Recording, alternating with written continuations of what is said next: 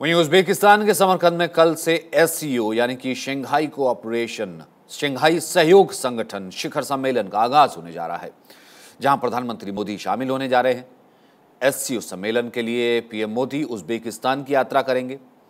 अपने दौरे के क्रम में पीएम मोदी रूसी राष्ट्रपति व्लादिमीर पुतिन से कई देशों के राष्ट्राध्यक्षों से मुलाकात करेंगे। एससीओ यानी कि शंघाई सहयोग संगठन एससीओ की स्थापना साल 2001 में हुई थी। क्षेत्रीय सुरक्षा मुद्दों पर फोकस इसका मेन मकसद था। 2005 में भारत एससीओ का सदस्य बना था। इसमें रूस, चीन, कजाकिस्तान शामिल हैं। तजाकिस्तान, उज्बेकिस्तान भी इसका हिस्सा है। किर्गिस्तान और पाकिस्तान भी इसमें शामिल है। पाकिस्तान 2017 में एससीओ का सदस्य बना था।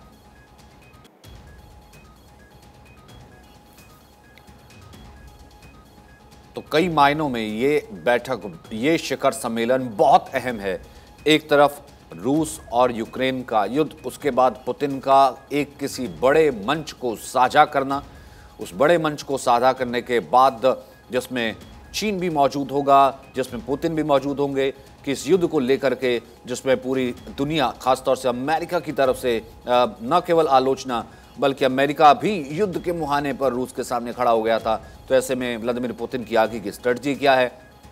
क्या भारत की शी जिनपिंग से मुलाकात हो सकती है? क्या प्रधानमंत्री मोदी की शी जिनपिंग से क्या कोई मुलाकात हो सकती है?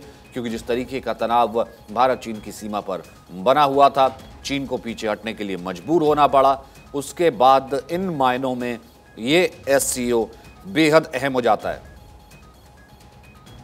15 और 16 तारीख की बैठक है, बेहद अहम हो जाता है, क्योंकि कई राजनीतिक पंडित तो बाकायदा ये तक कह रहे हैं कि जिस तरह की स्थिति पाकिस्तान में है, हो सकता है कि प्रोटोकॉल तोड़ करके पाकिस्तान के प्रधानमंत्री शहबाज शरीफ भी मुलाकात करने के लिए वक्त मांग सकते हैं प्रधानमंत्री मोदी से। लेकिन इसकी संभावना भारत की तरफ से ऐसी कोई पेशकश या भारत की तरफ से इसे एंटरटेन किया जाएगा या नहीं, इसकी बहुत कम लग रही है। लेकिन जिस तरीके की क्षेत्रीय सुरक्षा को लेकर के, खास तौर से रूस और यूक्रेन का युद्ध, रूस की आगे की स्ट्रेटजी, भारत और चीन के बीच तनातनी, गहमागहमी, और उसके बाद शी जिनपिंग और प्रधानमंत्री मोदी का उसी एससीओ समिट में मौजूद रहना, तो ऐसे में बहुत इम्पॉर्टेंट हो जाता है कि इन काउंटर पार्ट्स की मुलाकात कैसे होगी या फिर किन मुद्दों पर चर्चा हो सकती है। क्योंकि बहुत कुछ, जिस तरह की अर्थव्यवस्था भारत की जिस तरीके से ग्रो की है, टॉप 5 अर्थव्यवस्था में भारत जिस तरीके से पहुंच चुका है, चीन उस वैश्विक ताकत को बखूबी जानता है। इस कारण से PP-15 जो फिंगर पॉइंट था, जो फिंगर 15 थी, वहां से चीन की सेना को जो जबरन जो है घुसाई थी, उसे वापस जाना पड़ा, वहां से वापस होना पड़ा। भारत का दबाव काम आया। भारत की सेना अब भी लद्दाख, पेगोंग और जितने ऊपर लद्दाख के इलाके हैं वहां पर तैनात है। तो चीन समेत कई राष्ट्राध्यक्षों से मुलाकात होगी और ये मुलाकात बेहद अहम हो सकती है।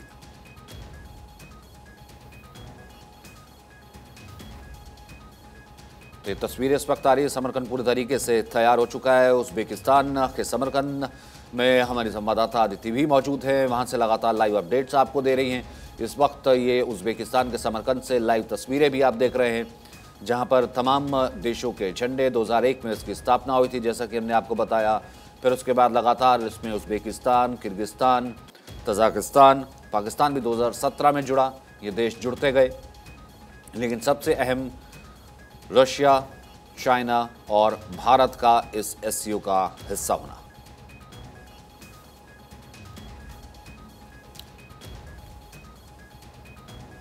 तो रूसी राष्ट्रपति से प्रधानमंत्री मोदी की जो मुलाकात होगी वो बेहद अहम होगी, क्योंकि जिस तरीके से रूस और यूक्रेन के युद्ध के बाद भारत ने पूरे विश्व को जहां तक बताया, अमेरिका तक का दबाव काम ना आया और भारत ने जो अपना तेल का आयात था वो जारी रखा और अपनी टर्म्स पर उसने अपनी बात की। उसको लेकर के ये साफ पता लगता है कि भारत की एससीओ में भूमिका और एससीओ में स्थिति क्या है। आपको सीधा समरकंद लिए चलते हैं, जैसा कि हमने आपको बताया कि अदिति हमारे साथ मौजूद है, वहाँ से लगातार लाइव रिपोर्टिंग कर रही है। अदिति, बेहद अहम हो जाता है क्योंकि जिस तरीके की वैश्विक परिस्थिति है, रूस यूक्रेन का युद्ध और उसके बाद चाइना के साथ हमारा विवाद और उसके बाद चाइना का पीछे हटना, ऐसे में सबकी नज़र यही है कि भारत क्या रोल प्ले करता है और क्या क्या काउंटर पार्ट्स के साथ मीटिंग्स एक्सपेक्टेड है। अगर हम अपने दर्शकों को बिंदुवार समझाने की कोशिश करें तो पहला, एससीओ मीटिंग भारत के लिए बेहद महत्वपूर्ण है।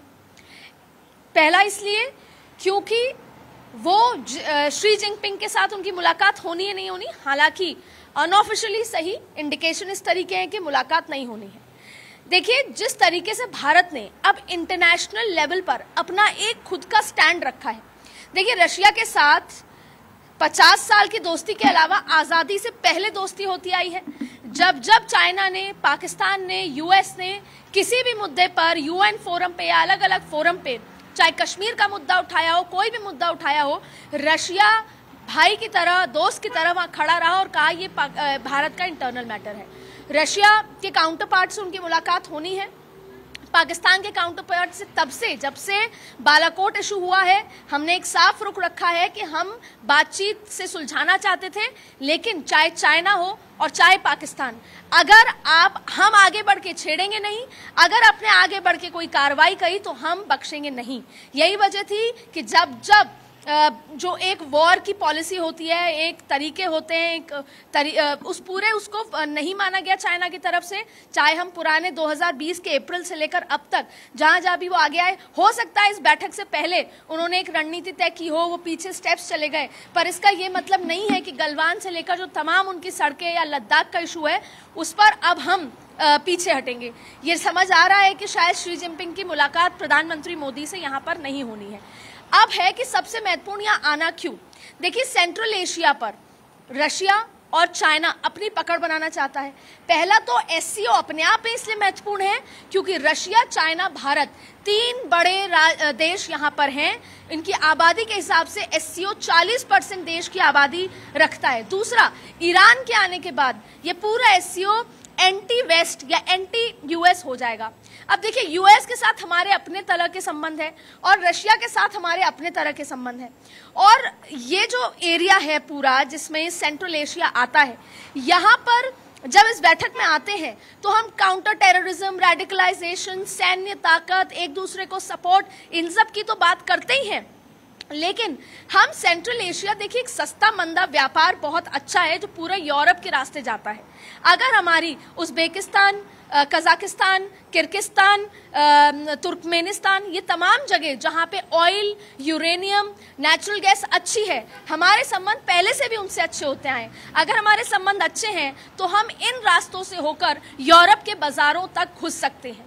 दूसरी बात, जिस तरीके से देखिए हमारी सीमा नहीं, भारत की सीमा और सेंट्रल एशिया की सीमा एक दूसरे के साथ नहीं है। यही सबसे बड़ा वजह है कि तेल के मार्केट में हम हमेशा बहुत सारे चैलेंजेस फेस करते हैं। लेकिन जिस तरीके से पाइपलाइन बिछाकर रशिया ने अपने आप को सेकंड बिगेस्ट एक्सपोर्टर यूरोप में बनाया है, चाइना भी यही इंटरेस्ट चाहता है। चाइना चाहता है 1 रूट 1 बेल्ट, और यहाँ पर भी वो बहुत इन्वेस्ट केवल इसलिए कर रहे हैं जिससे कि उनका यहाँ पर पूरी तरीके से कंट्रोल हो। भारत इस पूरी बैठक के माध्यम से एक पहला ये कूटनीति समझ सकता है कि रशिया और चाइना इस पूरे कंट्रोल से ना सिर्फ ये यूरेशिया वाला इलाका, बल्कि जो वेस्ट के लोग हैं जो चाहते हैं कि रशिया ऑयल का एक्सपोर्टर ना बने, उनको कैसे कंट्रोल करे। दूसरा, देखिए, तापी गैस पाइपलाइन की बात थी, तो दरअसल इन 5 सेंट्रल एशिया के देशों के साथ अच्छे संबंध बनाने से हमारा ऑयल, गैस पाइपलाइन, जो ये हवा से जो हम बनाते हैं तमाम प्रोडक्ट्स, गैस प्रोडक्ट्स, ये सारी चीजें हम आसानी से ले सके।